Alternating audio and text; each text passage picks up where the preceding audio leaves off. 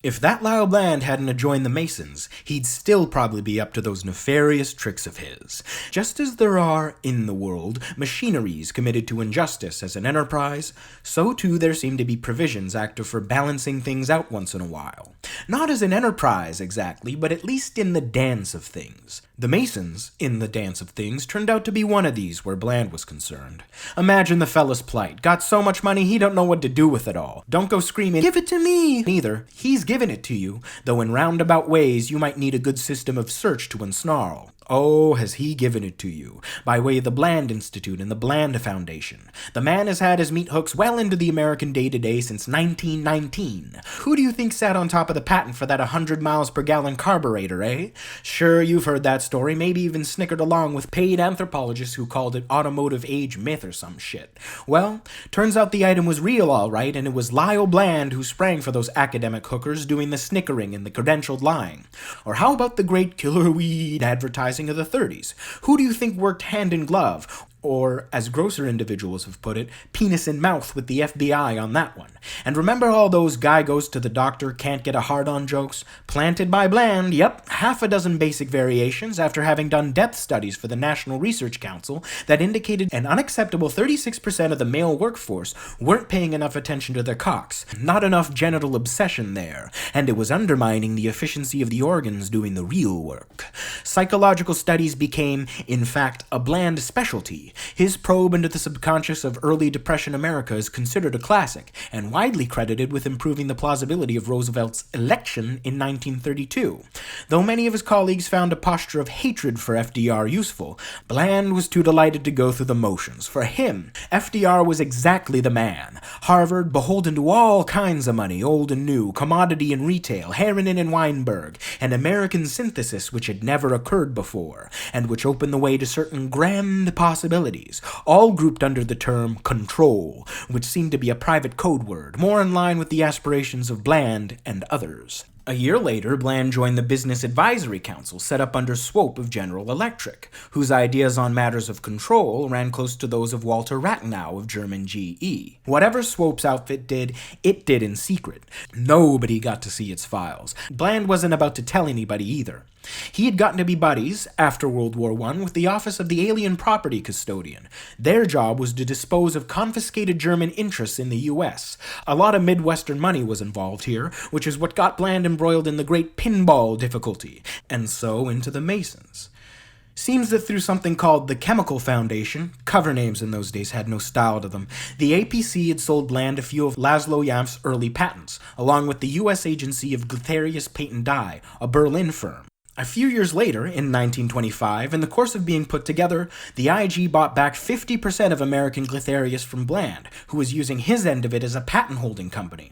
Bland got cash, securities, and controlling interests in a Glitherius subsidiary in Berlin being run by a Jew named Flaufbaum. Yes, the same Flaufbaum Franz Pukler worked for till the place burned down and Pukler went back out on the streets. Indeed, there were those who could see Alain's hand in that disaster, though the Jew got blamed, fucked under by the courts, attached till he was bankrupt, and in the fullness of time sent east along with many others of his race. We would also have to show some interlock between Bland and the UFA movie distribution people who sent Pukler out with his advertising bills to Reneckendorf that night, to his fateful meeting with Kurt Mondaugen and the Verein für Reimschifffahrt, not to mention separate connections for Achtfaden, Narisch, and the other Escarat people, before we'd have a paranoid structure worthy of the name. Alas, the state-of-the-art by 1945 was nowhere near adequate to that kind of data retrieval. Even if it had been, Bland or his successors and assigns could have bought programmers by the truckload to come in and make sure all the information fed out was harmless. Those like Slothrop with the greatest interest in discovering the truth were thrown back on dreams, psychic flashes, omens, cryptographies, drug epistemologies, all dancing on a ground of terror, contradiction, absurdity. After the Flaufbaum fire, lines of power among Bland and his German colleagues had to be renegotiated. It dragged on for a few years. Bland found himself in Depression St. Louis, talking with one Alfonso Tracy, Princeton 06, St. Louis Country Club, moving into petrochemicals in a big way, Miss Tracy dithering in and out of the house with yardage and armloads of flowers, preparing for the annual Veiled Prophet Ball. Tracy himself preoccupied with the appearance of some individuals down from Chicago in flashy pinstripe suits, two-tone shoes, and snap-brim fedoras, all talking in accents staccato as a Thompson. Oh, do I need a good electronics man, Tracy moaned. What do you think with these wops? The whole shipment was bad and now they won't take it back. If I step out of line, they'll murder me. They'll rape Mabel. They'll go back to Princeton some dark night and castrate my kid. You know what I think it is, Lyle? A plot. Vendettas, jeweled gauntlets, subtle poisons come infiltrating this well-mannered parlor with the picture of Herbert Hoover on the piano, the pinks in the Neiman Marcus bowl, the Bauhaus-style furniture like alabaster slabs of a model city. You expect little HO trains to come whirring out from under the Davenport, cans and reefers on and on across the carpet's ash-colored lowland. Alfonso Tracy's long face, creased either side of the nose and on around the mustache line, dragged down by worries, 30 years without a genuine smile. Even Laurel and Hardy doesn't work for me anymore. Morose with fright in his easy chair. How could Lyle Bland not be touched? Got just the fella, says he, touching Tracy's arm, compassionate. Always good to have an engineer on tap. This one did some just top-notch electronic surveillance designs once for the then-fledgling FBI, on a contract the Bland Institute landed a few years ago and some part of out to Simons over there in Germany. Have him in tomorrow on the Silver Streak. No problem, Al. Come on out and have a look, sighs Tracy. They hop in the Packard and drive out to the little green river town of Mouth Organ, Missouri, which is a railroad station, a tanning factory, a few frame houses, and dominating the area, a gigantic Masonic hall, not a window on the whole massive monolith. After a lot of rigmarole at the door, Bland is finally allowed in and led through the velvet pool rooms, elaborate polished wood gambling setups, chrome bars, soft bedrooms, onto the large warehouse section and back, which is crammed 10 high with more pinball machines than Eland's ever seen in one place in his life. Oh boys, Grand Slams, World Series, Lucky Lindies, as far as the eye can reach. And everyone is fucked up, says melancholy Tracy. Look at this. It's a Foyer Bergeret, 4 color lovelies doing the can all over it. Zeros happening to coincide with eyes, nipples, and cunts. One of your racy type games here, a little hostile towards the ladies, but all in fun. You got a nickel? Chung, boing, there goes the ball, just missing a high-scoring hole. Looks like a permanent warp there. Knocks a flasher worth 1,000, but only 50 lights up on the board. You see, Tracy screams as the ball heads like a rock for the bottom. Outside chance, get it with a flipper, zong, flipper flips the other fucking way, and the board lights up. Tilt. Tilt? Tilt? Bland scratching his head. You didn't even... They're all like that, Tracy, watering with frustration. You try it. The second ball isn't even out of the chute before Bland gets another tilt, again without having applied any English. Third ball gets stuck somehow against a solenoid and, "Help, help," it's hollering, wounded high little voice. "Oh, I'm being electrocuted." Gongs and racing numbers up on the board. 400,000, 675,000, boom, 1,000,000. Greatest Foyer Bergeret score in history and climbing. The poor spherical soul against the solenoid thrashing, clonic, horrible. Yes, they're sentient, all right. Beings from the planetoid Catspiel, a very, very elliptical orbit, which is to say it passed by Earth only once, a long time ago, nearly back at the grainy crepuscular edge, and nobody knows where Catspiel is now or when or if it'll be back. It's that familiar division between return and one-shot visitation. If Catspiel had enough energy to leave the sun's field forever, then it has left these kind round beings in eternal exile, with no chance of ever being gathered back home, doomed to masquerade as ball bearings, as steelies in 1,000 marble games, to know the great thumbs of Keokuk and Puyallup, Oyster Bay, Inglewood, Danny D'Alessandro and Elmer Ferguson, Pee Wee Brennan and Flash Womack. Where are they now? Where do you think? They all got drafted. Some are dead on Iwo, some gangrenous in the snow in the forest of Arden, and their thumbs, first rifle inspection in basic, GI, driven deep back into childhood as little finger sweat cams off M1 operating handle, thumb pushing down followers still deep in breach, bolt shock, wax thumb, oh shit, yes it hurts, and goodbye to another unbeatable and legendary thumb, gone for good, back to the summer dust, bags of chuckling glass, big-footed basset hounds, smell of steel playground slides heating in the sun. Well, here come these can girls now, Foyer Bergeret maenads, moving in for the kill, big lipstick smiles around blazing choppers. Some Offenbach gallop come jigging in now out of the loudspeakers that are implicit in this machine's design. Long guarded legs kicking out over the agony of this sad spherical permanent AWOL. All his companions in the chute vibrating their concern and love, feeling his pain but helpless, inert without the spring, the hustler's hand, the drunk's masculinity problems, the vacuum hours of a gray cap and an empty lunchbox, needing these to run their own patterns down the towering coils, the deep holes with their promises of rest that only kick you wobbling out again, always at the mercy of gravity, finding now and then infinitesimally shallow grooves of other runs, great runs, 12 heroic minutes in Virginia Beach, 4th of July, 1927, a drunken sailor whose ship went down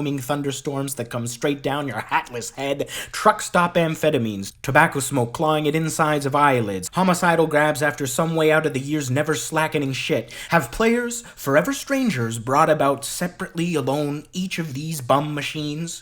Believe it, they've sweated, kicked, cried, smashed, lost their balance forever. A single mobility you never heard, a unity unaware of itself, a silence the encyclopedia histories have blandly filled up with agencies, initials, spokesmen, and deficits enough to keep us from finding them again. But for the moment, through elaborate theatrical foo-for-all of mob and masons, it is concentrated here in the back of the mouth organ temple, an elegant chaos to bend the ingenuity of a land's bot expert, silver-streaking Bert Feibel. Last we saw of Feibel, he was hooking, stretching, and running shock cord for that Horstachtfaden back in his gliding days. Feibel, who stayed on the ground and saw his friend on to Peenemünde. Saw him on? Isn't that a slice of surplus paranoia there? Not quite justified, is it? Well, call it toward a case for Eland's involvement with Achtfaden too, if you want. Feibel worked for Simons back when it was still part of the Stinnes Trust. Along with his design work, he also put in some time as a Stinnes intelligence agent. There are also still loyalties to Vereinigt Stahlwerk in effect, though Feibel happens to be working now at the General Electric plant in Pittsfield, Massachusetts. It's in Eland's best interest to have an agent in the Berkshires. Can you guess why? Yep, to keep an eye on adolescent Tyrone Slothrop is why. Nearly 10 years after the original deal was closed, IG Farben is still finding it easier to subcontract the surveillance of young Tyrone back to Lyle Bland. This stone-faced Kraut Feibel is a genius with solenoids and switches. How all this machinery got out of the glue, as they say over there, is a sinful waste of time to even think about. He dives into topologies and color codes. The odor of Rosenflux goes seeping into the pool rooms and saloons. A schnipsel here and there, a muttered also or two, and before you know it, he's got most of them working again. You can bet there's a lot of happy Masons in Mouth Organ, Missouri. In return for his good deed, Lyle Bland, who couldn't care less, is made a Mason. He finds good fellowship, all kinds of comforts designed to remind him of his virility, and even a number of useful business contacts. Beyond this,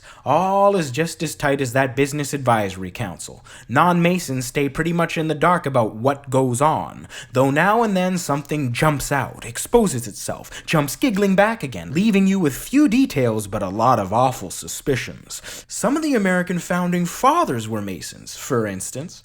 There's a theory going around that the USA was and still is a giant Masonic plot under the ultimate control of the group known as the Illuminati. It's difficult to look for long at the strange single eye crowning the pyramid which is found on every dollar bill, and not to begin to believe the story a little. Too many anarchists in 19th century Europe, Bakunin, Proudhon, Salverio Frisia, were Masons for it to be pure chance. Lovers of global conspiracy, not all of them Catholic, can count on the Masons for a few good shivers and voids when all else fails. One of the best of the classic weird Mason stories has Dr. Livingstone, oh yes, come wandering into a native village in not even the heart but the subconscious of darkest Africa, a place, a tribe he's never seen before. Fires in the silence, unfathomable stares. Livingston ambles up to the village chief and flashes him a Masonic high sign. The chief recognizes it, returns it, all smiles, and orders every fraternal hospitality laid on for the white stranger. But recall that Dr. Livingston, like Werner von Braun, was born close to the spring equinox, and so had to confront the world from that most singular of the zodiac's singular points. Well, and keep in mind where those Masonic mysteries came from in the first place. Check out Ishmael Reed. He knows more about it than you'll ever find here. We must also never forget famous Missouri Mason Harry Truman, sitting by virtue of death in office this very August 1945, with his control finger poised right on Miss Enola Gay's atomic clit, making ready to tickle 100,000 little yellow folks into what will come down as a fine vapor deposit of fat cracklings, wrinkled into the fused rubble of their city on the inland sea. By the time Bland joined up, the Masons had long degenerated into just another businessman's club. A real shame. Business of all kinds, over the centuries, had atrophied certain sense receptors and areas of the human brain, so that for most of the fellas taking part, the present-day rituals were no more, and even maybe a little less than hollow mummery. Not for all of them, though. Now and then you found a throwback, Lyle Bland happened to be one. The magic in these Masonic rituals is very, very old, and way back in those days, it worked. As time went on and it started being used for spectacle to consolidate what were only secular appearances of power, it began to lose its zip. But the words, moves, and machinery have been more or less faithfully carried down over the millennia through the grim rationalizing of the world. And so the magic is still there, though latent, needing only to touch the right sensitive head to reassert itself. Bland found himself coming home to Beacon Hill after meetings late at night, unable to sleep.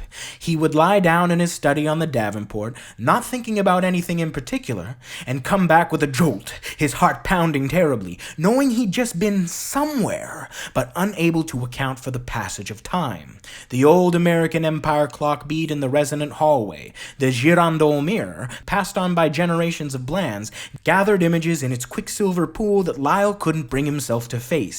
In another room, his wife, varicose and religious, groaned in her sleep. What was happening to him? Next meeting night, home on his back on the accustomed Davenport, Wall Street Journal with nothing in it he didn't already know, Lyle Bland rose up out of his body, about a foot, face up, realized where he was, and back in again. He lay there, more terrified than he'd ever been, even at Bella Wood, not so much because he'd left his body, but because he knew that this was only a first step. The next step would be to roll over in midair and look back. Old magic had found him. He was off on a journey. He knew he couldn't keep from going on with it. It took him a month or two before he could make the turn. When it happened, he felt it as a turn not so much in space as in his own history. Irreversible. The Bland who came back to rejoin the inert white container he'd seen belly up on the sofa, thousands of years beneath him, had changed forever. Before very long, he was spending most of his time on that Davenport, and hardly any at all down on State Street. His wife, who never questioned anything, moved vaguely through the rooms, discussing only household affairs, sometimes getting an answer if Bland happened to be inside his body, but most often not. Odd-looking people began to show up at the door, without phoning. Creeps, foreigners with tinted, oily skin, wens, thighs, cis, wheezes, bad teeth, limps, staring, or worse, with strange, faraway smiles. She let them in the house, all of them, and the study doors were closed gently behind them, in her face. She could hear nothing but a murmur of voices in what she guessed to be some foreign tongue. They were instructing her husband in techniques of voyage. There have happened, though rarely in geographical space, journeys taken northward on very blue, fire-blue seas, chilled, crowded by floes to the final walls of ice. Our judgment lapsed fatally. We paid more attention to the Pearies and Nansons who returned, and worse, we named what they did success, though they failed. Because they came back to fame, to praise, they failed. We only wept for Sir John Franklin and Solomon Andre, mourned their cairns and bones, and missed among the poor frozen rubbish the announcements of their victory. By the time we had the technology to make such voyages easy, we had long worded over all ability to know victory or defeat. What did Andre find in the polar silence? What should we have heard? Bland, still an apprentice, hadn't yet shaken off his fondness for hallucinating. He knows where he is when he's there, but when he comes back, he imagines that he has been journeying underneath history, that history is Earth's mind, that there are layers, set very deep, layers of history analogous to layers of coal and oil in Earth's body. The foreigners sit in his parlor, hissing over him, leaving offensive films of sebum on everything they touch, trying to see him through this phase, clearly impatient with what they feel are the tastes of a loafer and a vulgarian. He comes back raving about the presences he found out there, members of an astral IG, whose mission, as indeed Rathenau implied through the medium of Peter Sasha, is past secular good and evil. Distinctions like that are meaningless out there. Yes, all staring at him. but then why keep saying mind and body? Why make that distinction? Because it's hard to get over the wonder of finding that Earth is a living critter. After all these years of thinking about a big dumb rock, to find a body and psyche, He feels like a child again. He knows that in theory he must not attach himself, but still he's in love with his sense of wonder, with having found it again, even this late, even knowing he must soon let it go. To find that gravity, taken so for granted, is really something eerie, messianic, extrasensory in Earth's mind-body, having hugged to its holy center the waste of dead species, gathered, packed, transmuted, realigned, and rewoven molecules to be taken up again by the coal tar Kabbalists of the other side. The ones Bland on his voyages has noted, taken, boiled off, teased apart, explicated to every last permutation of useful magic, centuries past exhaustion, still finding new molecular pieces, combining and recombining them into new synthetics. Forget them. They're no better than the Kripot, the shells of the dead. You must not waste your time with them. The rest of us, not chosen for enlightenment, left on the outside of Earth, at the mercy of a gravity we have only begun to learn how to detect and measure, must go on blundering inside our front brain faith in cute correspondences, hoping that for each size synthetic taken from Earth's soul, there is a molecule, secular, more or less ordinary and named, over here, kicking endlessly among the plastic trivia, finding in each deeper significance and trying to string them all together like terms of a power series, hoping to zero in on the tremendous and secret function whose name, like the permuted names of God, cannot be spoken. Plastic saxophone reed, sounds of a natural timber, shampoo bottle ego image, Cracker Jack prize one-shot amusement, home appliance casing fairing for winds of cognition, baby bottles tranquilization, meat packages, disguise of slaughter, dry cleaning bags, infant strangulation, garden hoses feeding endlessly the desert.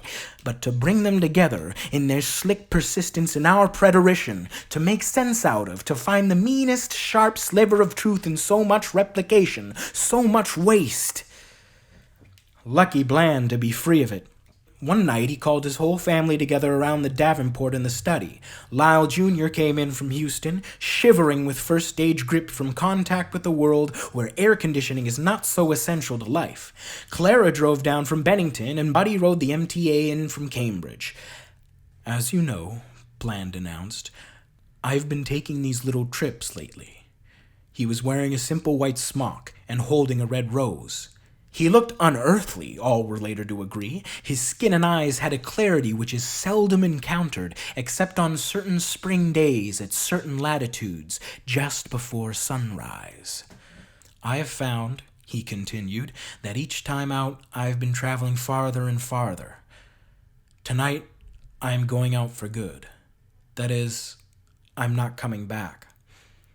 So I wanted to say goodbye to you all and let you know that you'll be provided for." He'd been to see his friend Coolidge, hot short, of the State Street law firm of Salatieri, Poor, Nash, DeBrutus, and Short, and made sure all the family finances were in perfect order.